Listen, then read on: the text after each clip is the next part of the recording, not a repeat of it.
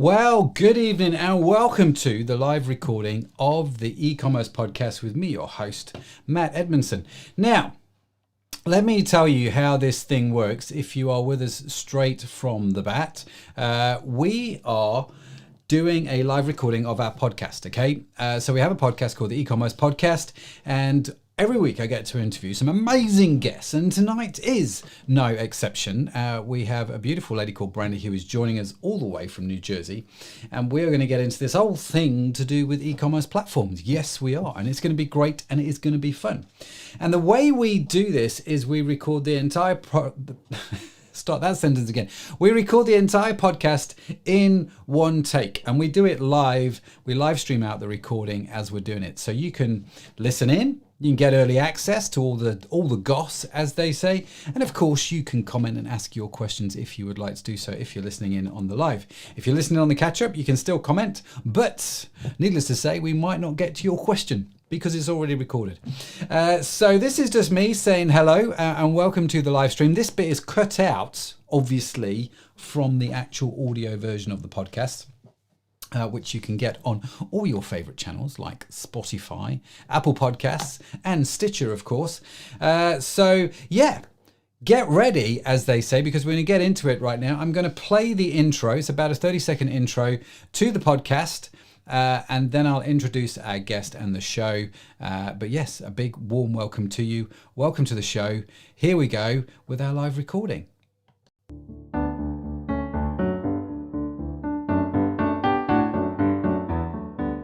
Welcome to the e-commerce podcast with Matt Edmundson, a show that brings you regular interviews, tips, and tools for building your business online.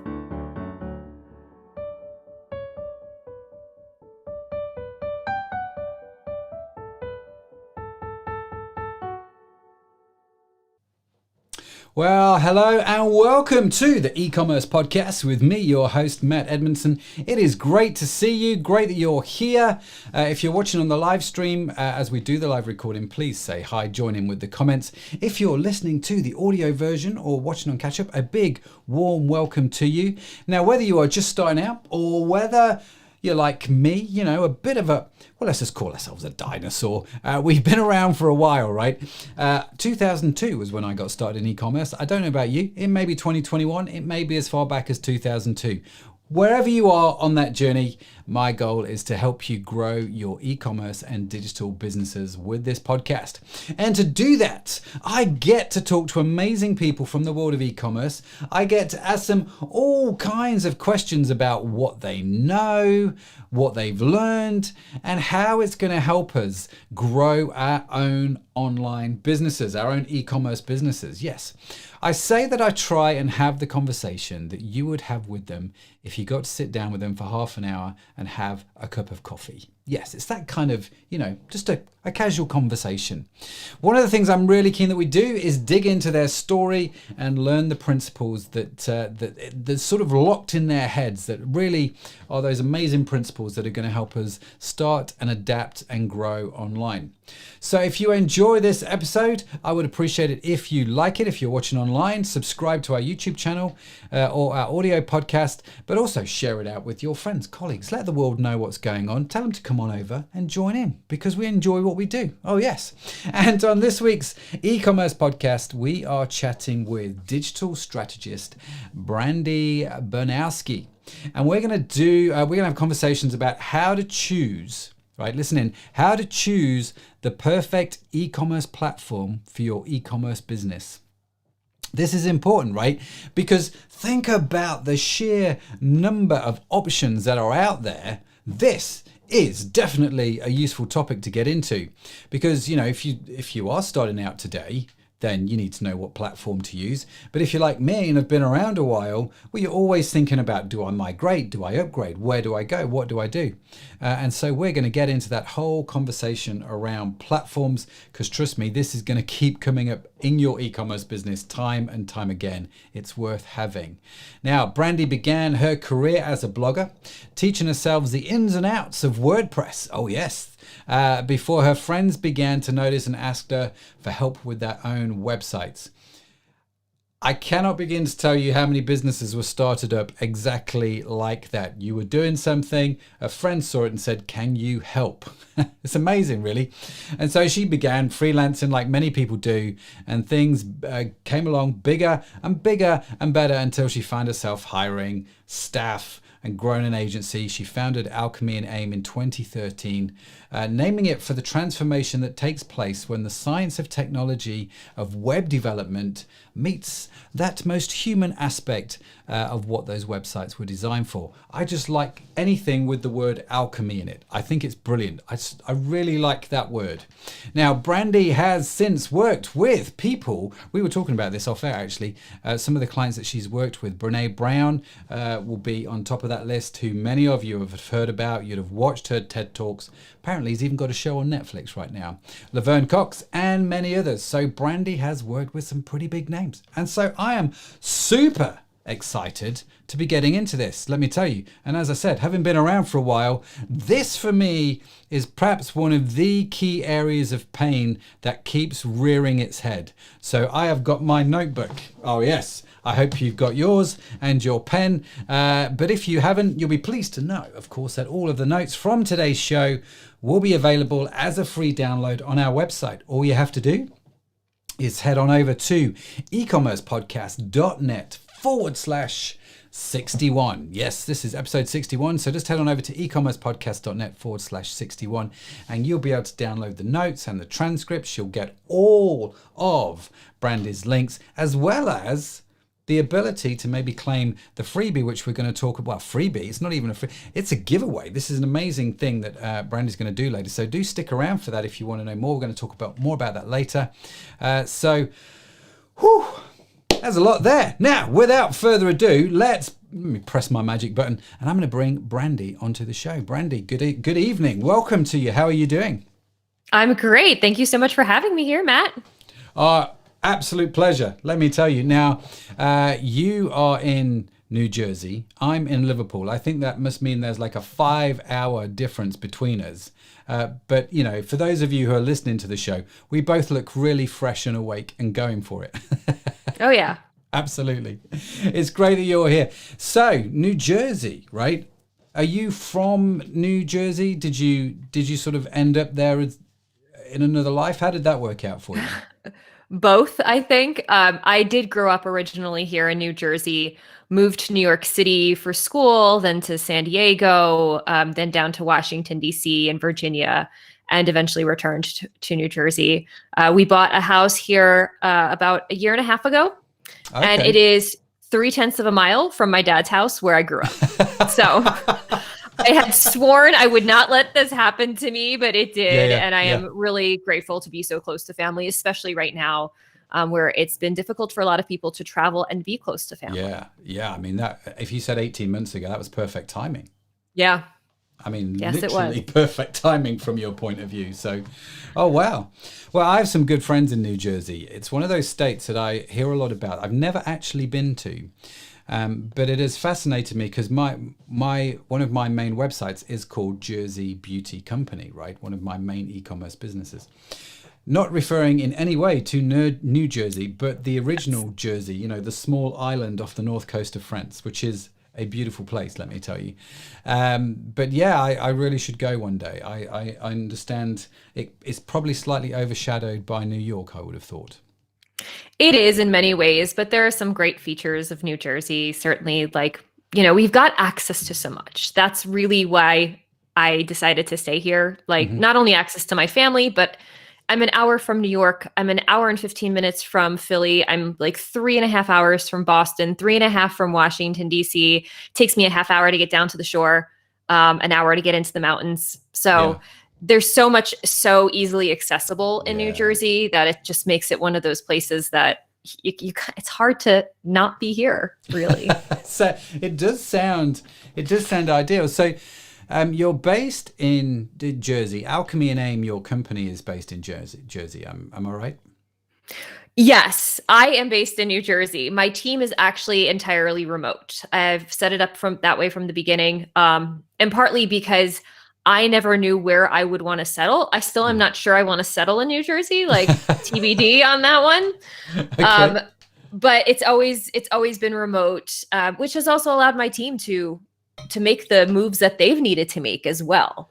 Yeah. So it's been very supportive overall. So I am based in New Jersey, but we're really kind of like, I mean, not even national team. Like we have a team member in the UK. We actually have 2 in the UK right now, one in Poland, one in Egypt. So really, we just look for the best people wherever we can find them. Yeah. And that's the beautiful thing, isn't it? That, with the way working has become at the moment, everyone is now accepting that this remote working thing is actually a pretty good idea. But you've obviously been doing it a while. This is not what we're going to talk about, but what's perhaps the key thing that you have learned from the whole remote working thing? Really how to improve communication. I think it's crucial that you have the right systems in place to be able to really communicate and connect with people, even though that they're far away. And I have to say, even though my team is all over the place, there's a very familial feel to the team. They get to know each other. They support each other, not just with like the tech side of the work they're doing, but also personally as well. And I like to see that. So we've really just made sure that the communication channels are open among the team members, but also between me and the team members and our leadership and the team members as well. Yeah, that sounds great. I mean, so you talk about communication, having open communication. How have you done that? Primarily, like we use a lot of Slack for kind of general team communication, support, things like that. We utilize Basecamp as well for projects and kind of orienting things there. And then email and a lot of video too. Like we do team trainings on video calls together. We have regular team meetings as well. And really like I look for opportunities wherever I can to hop on a call with a team member. Same thing happens with clients. Like the more face-to-face time you can have, even if it's virtually, the better. Yeah. That's great. I mean, the whole thing about communication for me is really powerful, and trying to figure out ways. I mean, we use Slack ourselves.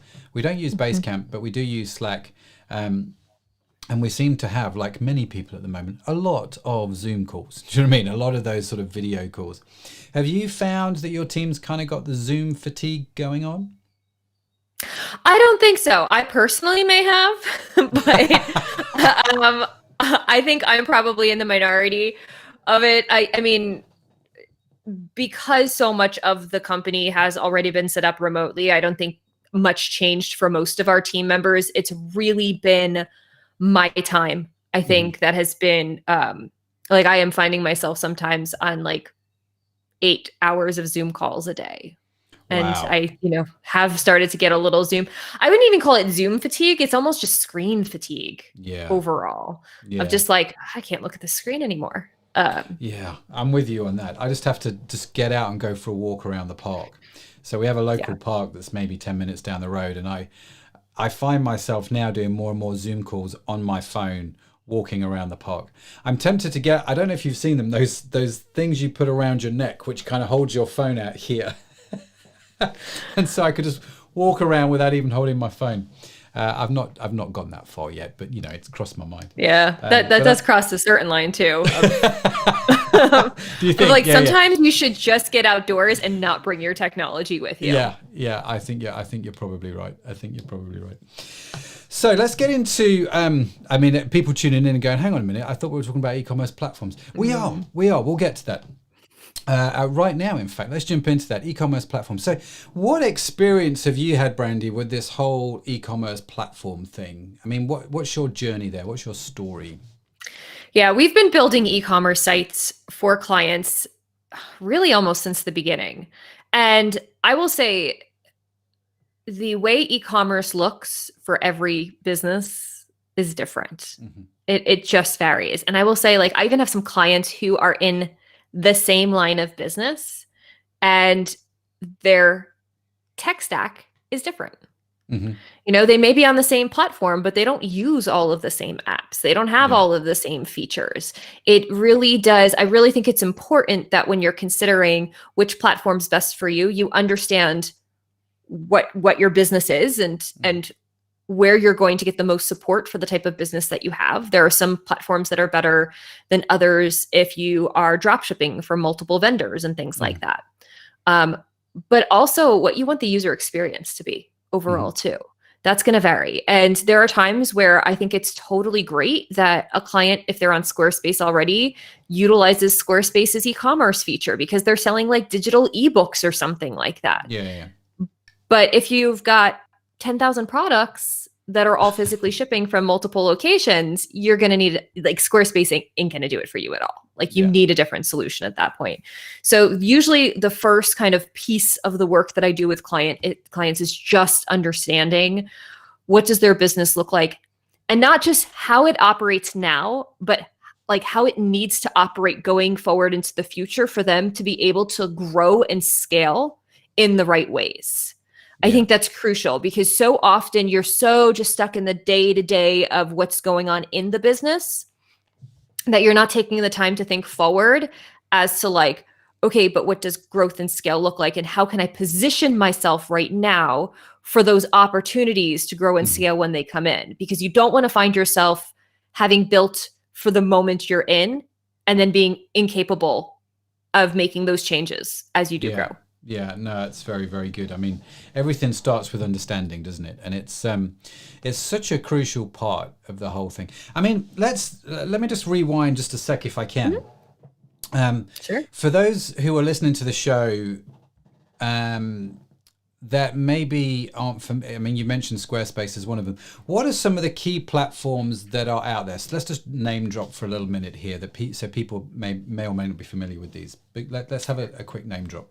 Yeah, just a couple of big ones. Obviously, Shopify is a big one. A lot of e-commerce can be done on WordPress as well. Amazon. I mean, you're not going to get a custom website necessarily through Amazon, but big e-commerce platform that, you as a vendor can put products on. Etsy is another great one that a lot of people who are in the kind of antique or crafting area have gotten starts on. Big Commerce is another one. Big Cartel. I'm not actually sure. I think Big Cartel is still around. I've had a lot of clients migrate either to Big Cartel or from Big Cartel, depending upon their needs.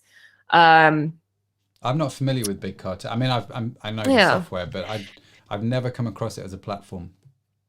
Yeah, I had a couple of clients who were on it, it was kind of almost like either the next step from Etsy or a kind of a competitor to Etsy, where they wanted a little bit more kind of a custom look and feel and not to be like lost in the Etsy shuffle, which actually is sometimes good, frankly, if you're findable in a location where people are searching for a lot of things. Yeah. But they're not necessarily the platform that I would point people to right away. Sure. And that, but again, even any of these platforms, it's kind of a matter of what are you selling? Who are you selling it to?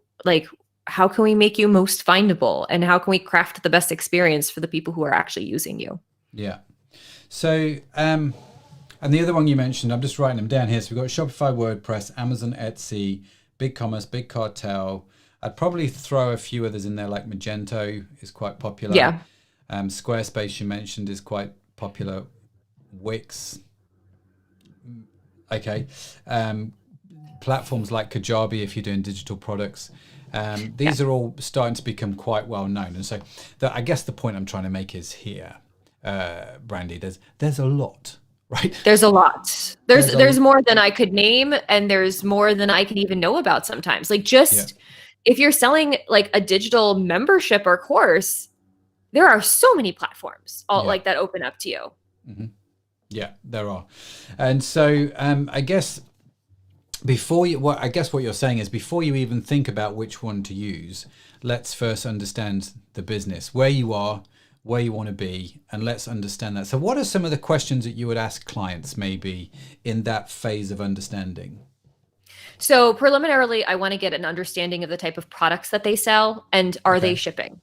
So for me, the first distinction is, are you selling digital things or are you selling physical things?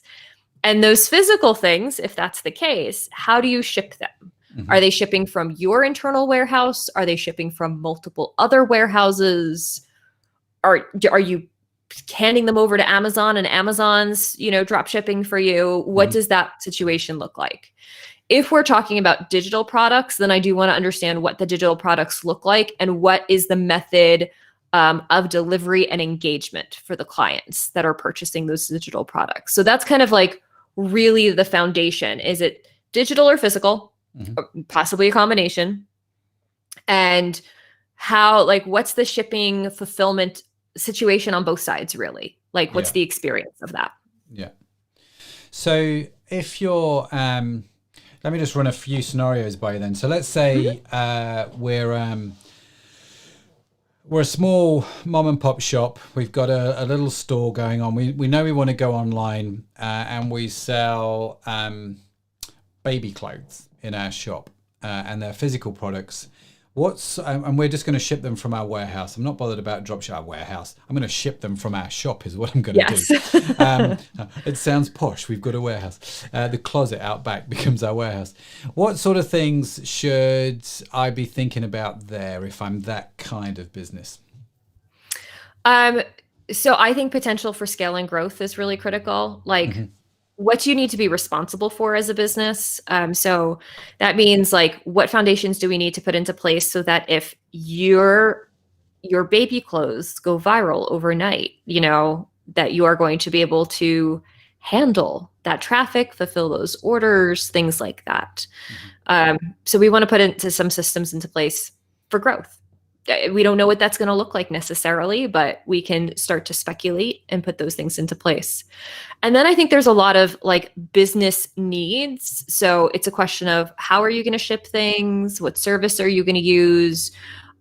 If you're based in the UK, are you going to ship to the US or not? You know, a lot of, I've got a lot of product-based businesses that cannot ship past the United States and Canada just because of the astronomical fees that would incur for shipping for their clients if they did. So they sometimes restrict some of the physical items that they have to certain areas.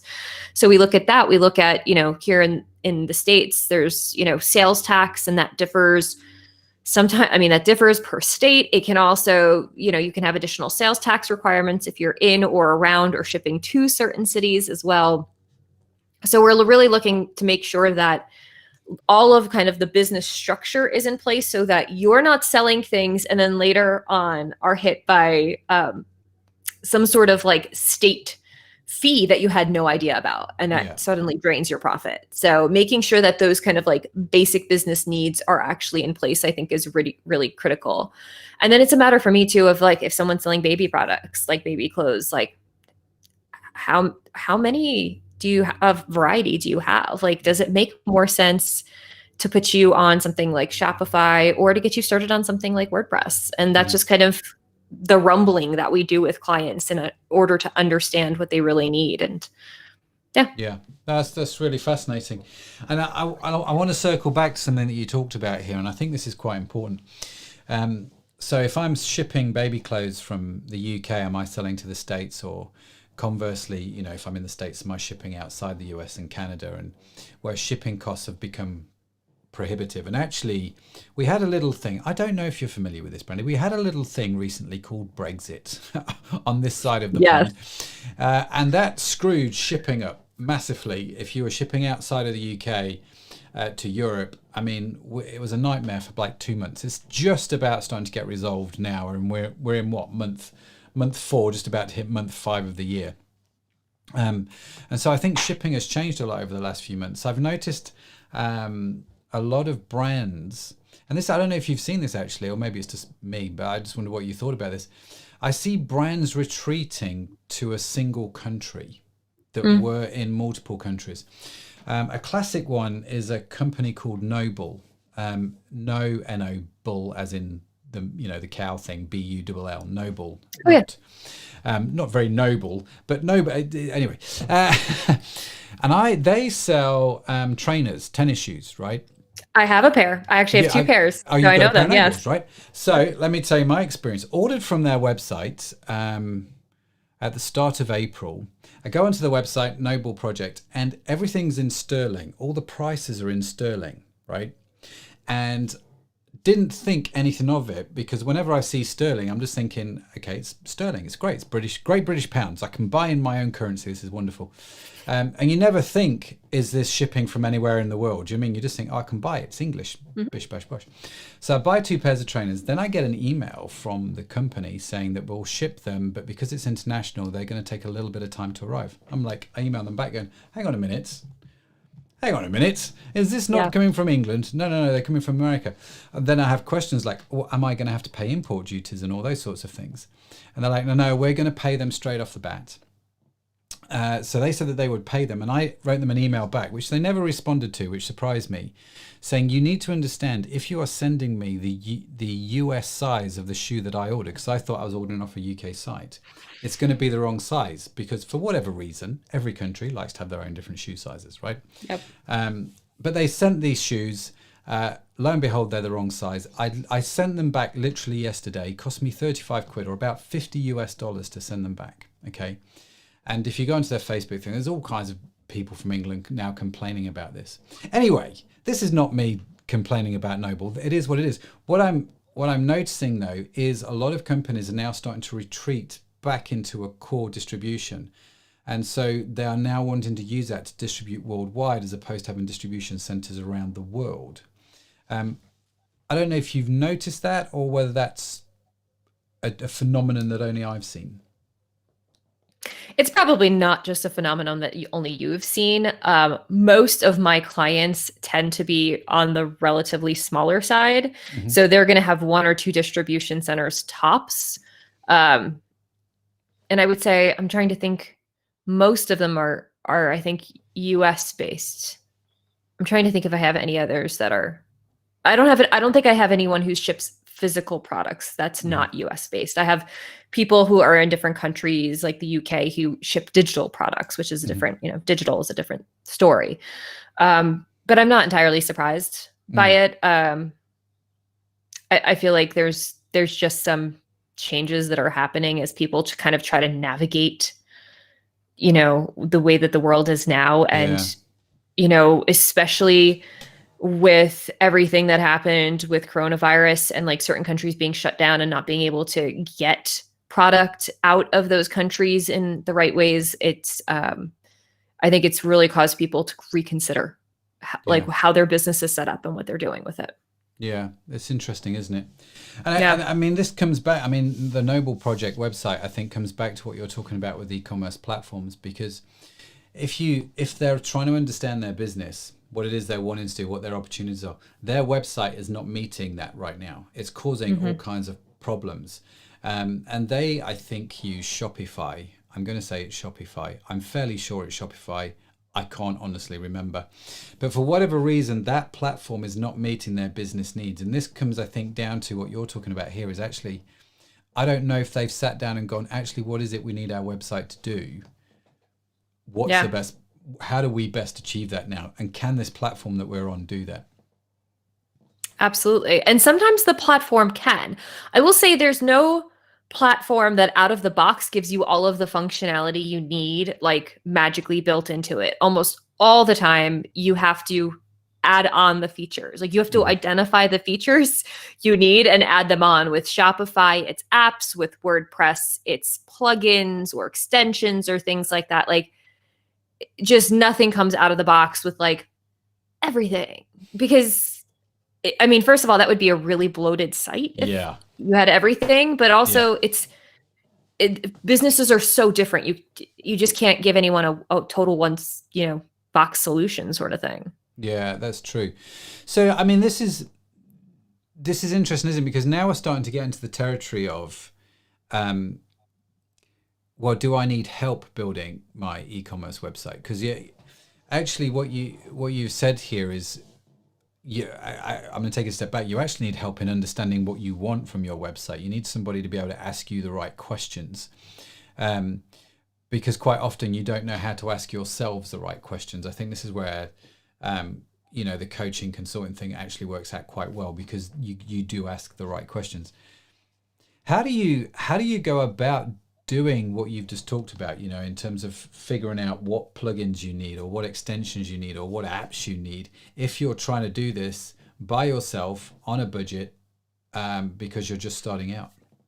Yeah, I mean, I would say minimally hire someone for at least an hour's worth of their time to get some perspective. Like when you are inside, they say when you're inside the jar, you can't read the label. Mm-hmm. And that's the truth. Like it's your business and you know what you need, but just even having someone do a strategic session with you so that they can ask you the questions Mm-hmm. and kind of orient you in the right direction, that's going to save you potentially thousands of dollars right there. And then from hours. there, yeah, exactly. Yeah. And a lot of people who are just getting into e-commerce, they want to take on functionality that they don't necessarily need from day one. So, I see people who are just getting started and they're like, I need gift certificates. I need to print cards, like gift cards from day one. And I'm like, you haven't even had a sale yet. Like, Yeah. we can add things on in time. I think people forget that processes can be iterative and evolve. Like your store can evolve. It's not that you have to know everything from this moment right now, what you're going to need for forever and build it right now. Like you can build what you need, knowing where you're going, and then add on the pieces as you go. Like, do you need to launch with printable gift cards? Probably not. But, in 3-6 months, you may start to see demand for those. And it's just good to be aware that you don't have to have it all done from day one. I think the most crucial thing to do is get your product up there and out. And even if that's like simple e-commerce setup, that's okay. Like if you're going to do it yourself, I think it's important that you keep it simple. And I think it's important that you get someone else's perspective on it to at least make sure you're on the right platform for the growth that you're intending to have. That's such wise advice. I love that. Go buy an hour of someone's time that knows what they're talking about and just have a conversation with them and let them steer you in the right direction. I think that's so, so helpful. I think if I'd have had that right back at the start of our e-commerce career, it'd be interesting to see what mistakes and pitfalls I would definitely have avoided. But you know what, back then, and people ask me this all the time, how has the world changed since 2002 when we started? It's a lot. Right. And one of the problems that we have now is there's too much choice. There's too many platforms to choose from. And people become sort of paralyzed by, and they call it analysis paralysis, don't they? It's just kind of like, which way do I go? I genuinely don't know. So I love that. Get on the phone with somebody, speak to them for an hour. This is what I want to do. What do you think? Where do I need to start? Such good advice. So we've got we've started to get our understanding. We've started to, whether we've got someone coaching us through that, whether we're, doing that with a team internally or whatever that is, we're starting to get some understanding. Where do I go to next? What sort of things do I need to think about next? I mean, I think once you have the understanding, then it's a matter of building it and not building it and being done with it, but building it and continuing to seek out new understandings about it. So, this is where you can't just put up a shop, hope that they show up. Like people don't show up just because you built a shop. I wish they, I wish they would do that on websites. It doesn't work that way. You and me both. I'd be independently wealthy. Me and Mark Zuckerberg would be mates. Do you know what I mean? It'd be that kind of thing, but it just doesn't work out like that. Yeah. So it becomes a matter of like, once you have an understanding of it and you go out and you at least build the initial like version 1.0 of it, you have to think about how you're going to drive traffic there. And that's going to also look different for everyone. I know people who have had great success with Facebook ads and some who've had no success with Facebook ads. And some people who, same thing, love Instagram, all of their clients are there. Some people who love LinkedIn and all of their clients are there. It really becomes, I think, when you have an online shop, becomes a lesson in understanding your customers and where they hang out and how do they seek out advice about the products that they buy. Because I think that's one thing that has very much changed in the world. You can't just have like some sort of big brand and advertise anymore. Like there's a lot of word of mouth that happens from like person to person. And just being aware of that, being aware that it's, people promote products that they love on Instagram or Facebook. And just being aware of where your customers are and how they're utilizing your site and how they're utilizing your products and creating relationships with them. Mm-hmm. Okay, so I mean, there's a lot there. So we've understood what's going on, and now we're kind of thinking, okay, well, let's build it on a platform that makes sense for us. And you've given us some of the, I mean, we've mentioned some of the key platforms. I think we mentioned about 9 or 10 of them, which you can go and look at and research. Do you have a platform that you personally use more than others? I would say we use about WordPress and Shopify 50-50. Okay. Like it's kind of split. And that just is simply a function, again, of what the clients need. What breaks what's the differences then between WordPress and Shopify for you? What are some of the key things? So some of the key things are inventory and size of inventory. Mm-hmm. And really, like, is the e-commerce business, is that the primary business, or is it complementary to the actual business? Mm-hmm. So I do have some clients who are on WordPress because their primary business may be training. Mm-hmm. And they also happen to have like an e-commerce portion where they sell workbooks and things like that. So in that case, for them, it makes sense that like we're selling 3 or 4 products. Their primary income actually comes from a different stream, and we need to be able to educate and market to consumers in a different way. WordPress is a great platform for that. Like when it comes to Shopify, a couple of the types of clients that I have on there are like their business is the e-commerce. Mm-hmm. I have a client who specializes in like antique and vintage rugs. Actually, I have 2 clients who specialize in that.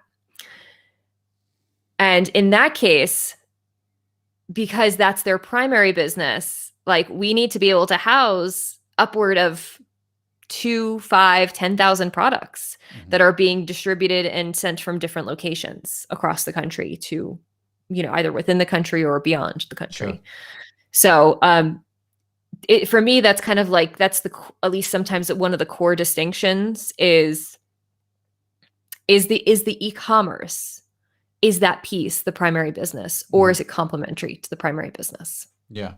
And so if I'm hearing you right, you kind of favor Shopify if it's primarily e-commerce and WordPress if it's complementary. Oh, that's a really crazy split in some respects. But does Shopify deal then better with inventory than WordPress? I think Shopify, WordPress does inventory very, very well, but Shopify, I really like the Shopify POS for clients, especially like now if we're getting into like, you need to sync your online inventory with like in-store inventory so that as you're selling things in store, they're being marked off online. And I do think Shopify has some kind of like better native features for that than WordPress does. With WordPress, you kind of have to, get another platform, add it in, sync it up, maneuver it around a little bit. I love WordPress so much for digital orders. And I'm like, WordPress for digital stuff is phenomenal. Even for kind of like straightforward,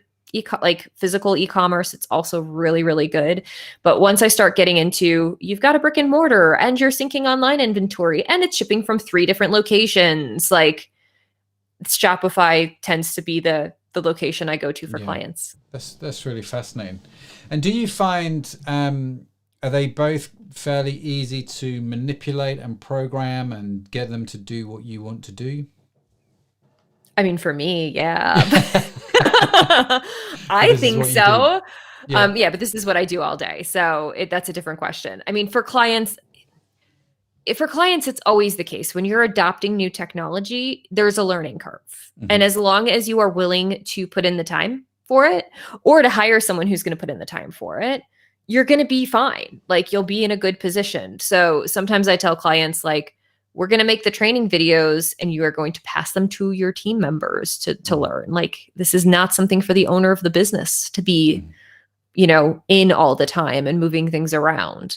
But I think once you understand the fundamentals, it becomes easier to work with. It's just a matter of getting those fundamentals under your belt. Yeah, really. No, that's fair enough. So I'm thinking Shopify, I'm thinking WordPress, and there are others out there like we've mentioned, which you can go ahead and research. You mentioned earlier one of the things is like, do you really need printable gift cards? Do you really need them? What are some of the other things that you see people going, I need this, and actually you kind of go, no, not right now? Some people want to implement things like abandoned checkout immediately. And I'm like, it depends upon their business. I'm like, actually, it's not going to serve your business the way that you think it's going to. Or, let's get people in and watch how they're using the site first before you start adding on these additional features. So I see that. Honestly, they range like everything from like, I need to set up a trade program. And I'm like, yeah, we still don't have a website for you. So affiliate programs are the other, another big one. We just, my business partner and I just set up a new website, and we're selling digital products on there. And I was very emphatic. I'm like, I'm only selling digital products right now. And then we had an opportunity with a really close friend and collaborator to promote something. And that is when I set up the affiliate piece. I did not do it from day one because I also didn't know exactly what it needed to look like. And it wasn't until I had that conversation with that collaborator that I was like, oh, here's what I need to set up. And I'm even learning as I go along of like, you know what, I can do this better. Like I know all the pieces that we need to have that are possible, but it doesn't mean I have to have them from day one. Like I'm adding them on as it makes sense for me to add them on, and as opportunities arise, not just because there's all these cool pieces and I could add them all on. Like, again, I think it's just being aware of what your focus is and your goals are, and not, I think a lot of like entrepreneurs want to build the perfect website. There is that temptation, isn't there? There is that temptation to go, it has to be perfect before I launch it. And everything within me is crying out, no, because it will never be perfect. What's wrong with you? Just launch it. Well, you don't know what perfect is, because really, like, I just want you to sell things and make money. Like, that is my goal number one for my clients. Like, let's make you sell things and make money. Then let's add on the refinements that help your business stand out and help you bring, clients back and all of those details. But we may not even know what those details should be until you start selling things and making money. And then also you can take that money that you make and reinvest it, which is great. Yeah. Do you, you obviously do find that a lot of your clients then will suffer from what I call shiny object syndrome. It's yes. I need this because it's shiny, or someone's talked about it, or someone mentioned it on a YouTube video somewhere, and it made them $1 gazillion overnight kind of thing. How do you deal with that? It's really kind of having a conversation about like going back to the core of what their goals are and what their business is, and does it make sense for them? And also, does it make sense in the timeline that they want it in? Because I'm not saying it may not make sense for them, but it just may not be a now thing. It may be a in 6 months thing. But it is really important to me with the clients I work with that we make sure they're building businesses that actually really support their health and well-being, and that are businesses they love, and not simply businesses made up of the promised magic pills of other entrepreneurs. Like, here's all of your magic pills. This is how you have a 7-figure launch for the first 3 days of your business and things like that. Like, there are no overnight successes, and there are no magic pills out there. There are great ideas and great strategies, and you can incorporate some of them, but not all of them may be right for you too. Yeah. Like, I don't do Facebook ads for my business because I really intentionally choose to run my business in a different manner. Like, that's really important to me, that I am aligning the energies of how I spend my time marketing with also what fuels me. So that's really interesting. So, we may come back to that, but the idea that as you were talking, the thing that I'm thinking of, is slightly tangential, is the guy that goes to the gym, not been to the gym before, joins the gym the first time, and he sees a guy over in the corner doing something amazing with a weight, and he's kind of like, I need to be able to do that. Can I do that today? And the trainer's going, no, we need to work up to that kind of thing and make sure that kind of thing's right for you.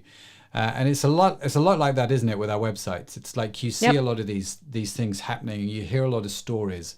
But understanding what's right for you and understanding the path that you need to take to get to where you're going is the most critical thing here, and not being distracted because you see some guy over there going, yes, this will change your life kind of thing. Exactly. Yeah. No, that's fantastic. I'm curious then, why do you not use Facebook marketing?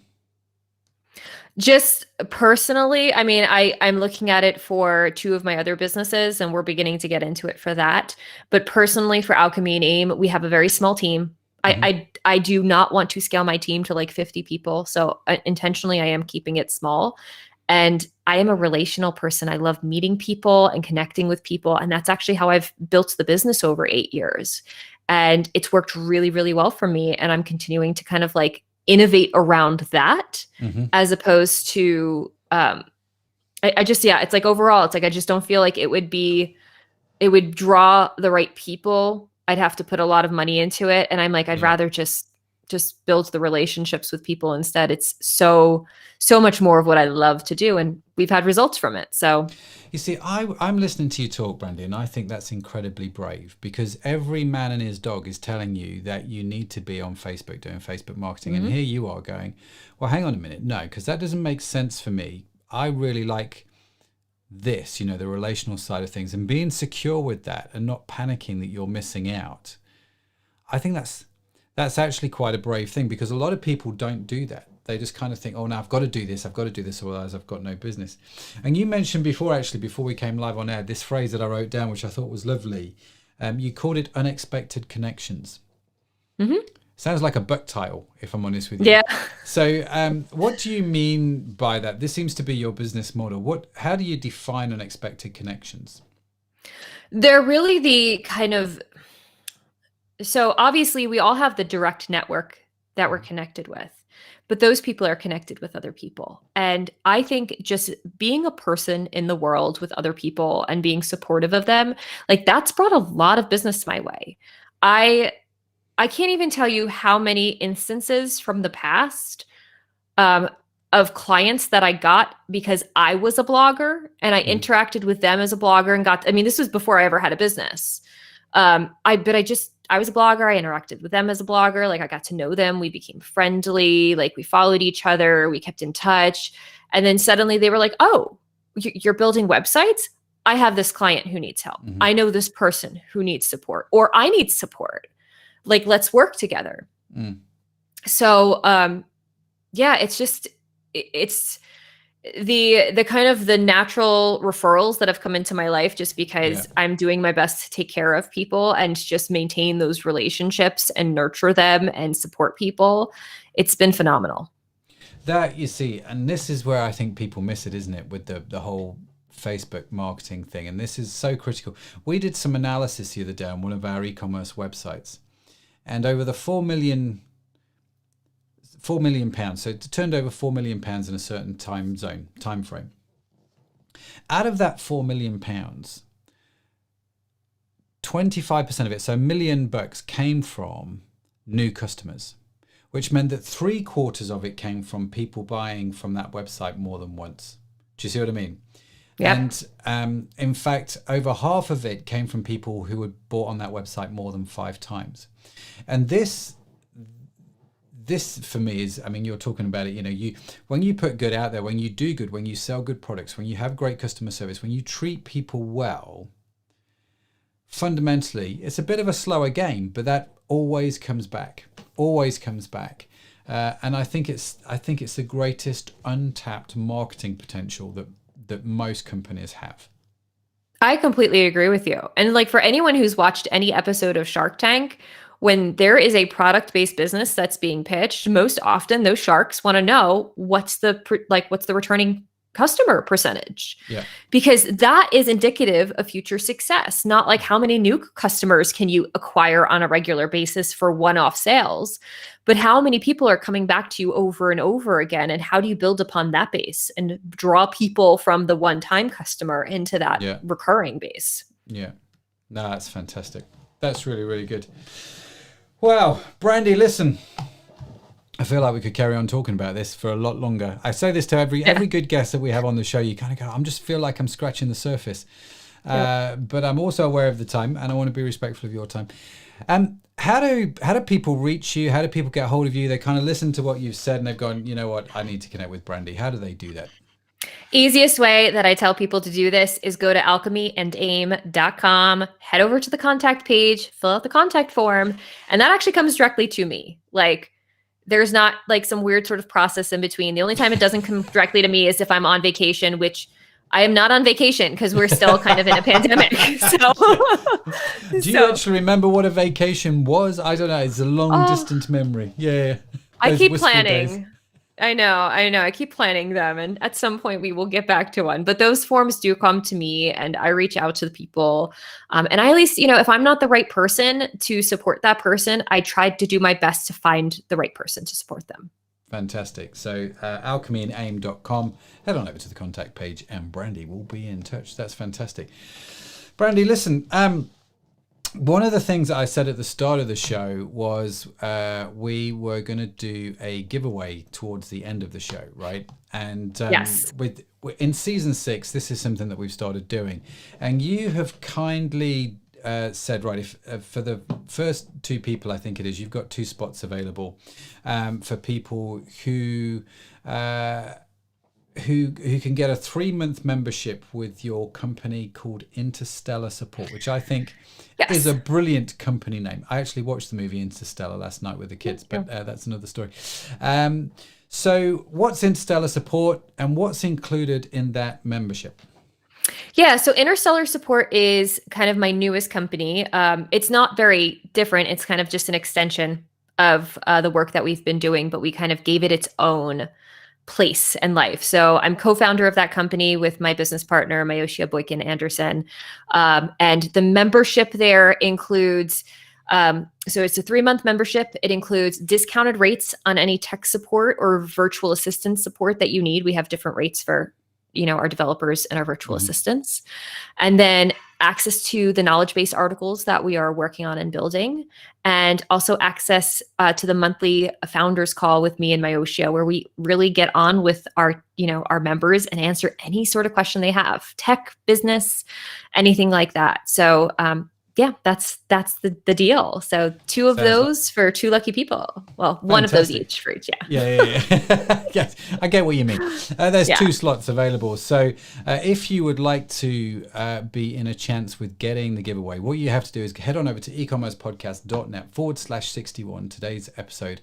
Scroll down the page and you'll see just a little form where you put your name and email address. That's it. Just put it in there and we will inform you to let you know if you are one of the lucky guys, and we'll connect you with Brandi over that, and you can check that membership out.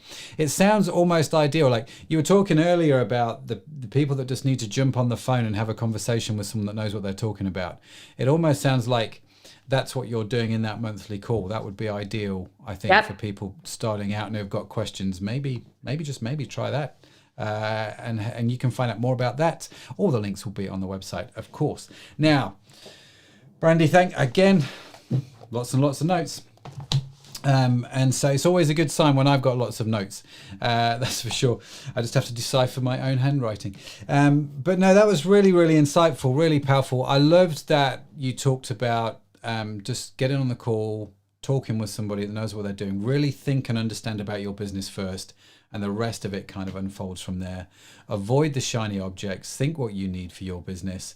And you know what? Magic will happen, right? And obviously do authentic marketing. That was another thing that I wrote down, which was great. So, Brandi, listen, thank you so much for your time. I really, really appreciate it. Thanks for being with us, and thanks for being so super generous.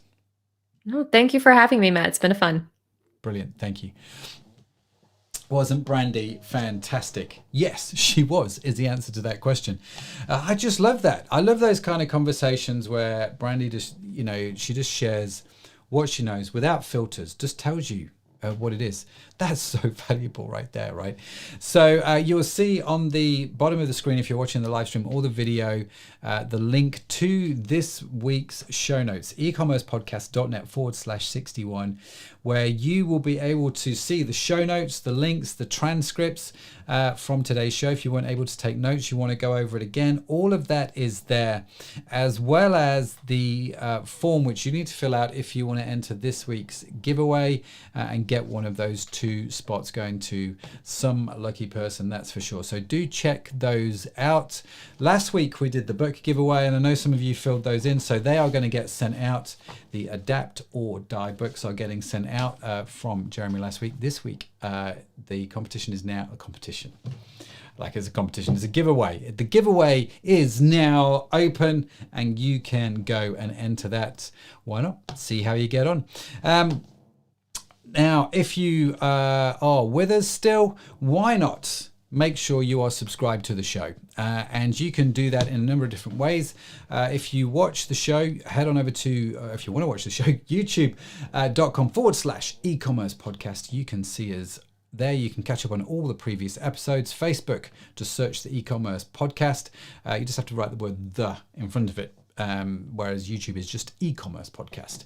We are available in audio format on iTunes, Spotify and Stitcher, and you can subscribe to those to your heart's content, where I know most of you listening to this now will be on the audio podcast. It's still by far the most popular channel, so thanks so much for being a subscriber. Thanks so much for listening. If you're not already a subscriber on the audio side of things, why not? Because you get free content every week coming down into your listening device, whatever that may be, and you can hear some great podcasts. I was listening to, I was out driving early on, just listening to the podcast, and I'm thinking, this is amazing. All this content for free. All I had to do was hit the subscribe button. So, you know, don't let it stop you getting what you need, which is some great content about e-commerce, even if I do say so myself.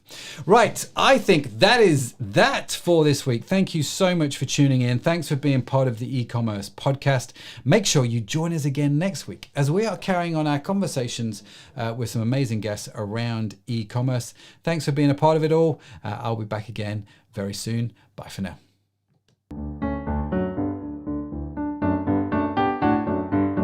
You've been listening to the e-commerce podcast with Matt Edmundson.